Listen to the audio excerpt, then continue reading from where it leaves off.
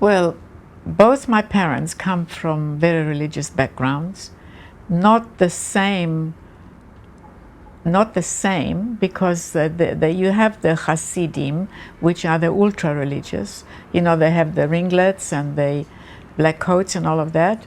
So my father comes from that kind of a family, not ultra, but religious. And my mother, the Lithuanian Jews, are a different sect almost.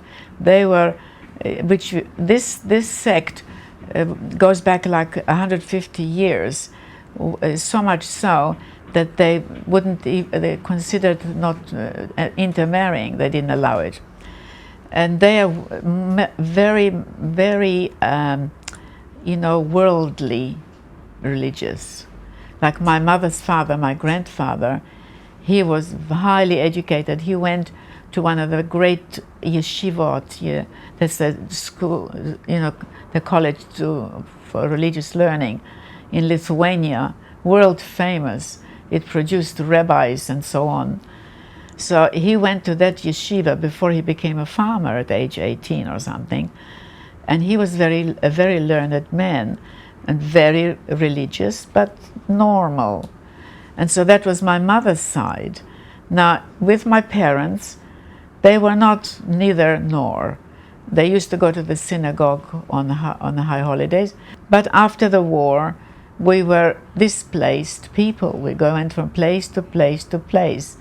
If the high holidays would come up, the main ones, which is Rosh Hashanah, the New Year, and Yom Kippur, which is the Day of Atonement, they found a way somewhere to join a group of people to pray.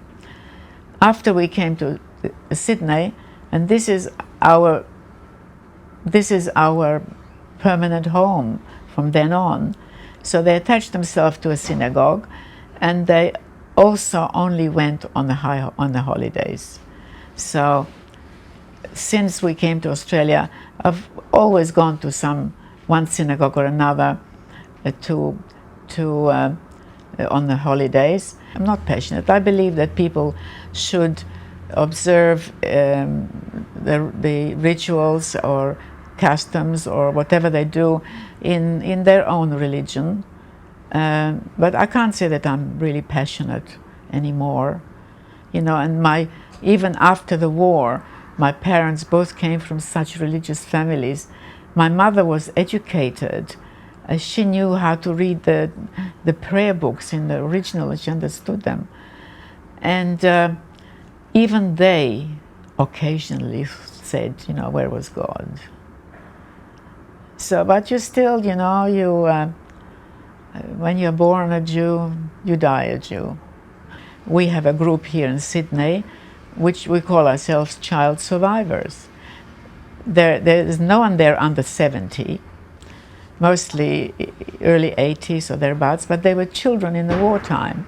And we have a mailing list of about 100 people, and we get together 8 times a year, and we are brothers and sisters, because we all went through, in one form or another, we went through the war where we were hunted down to be killed, and yet we survived. And we reached an older age that, if we had died as children, we wouldn't be here.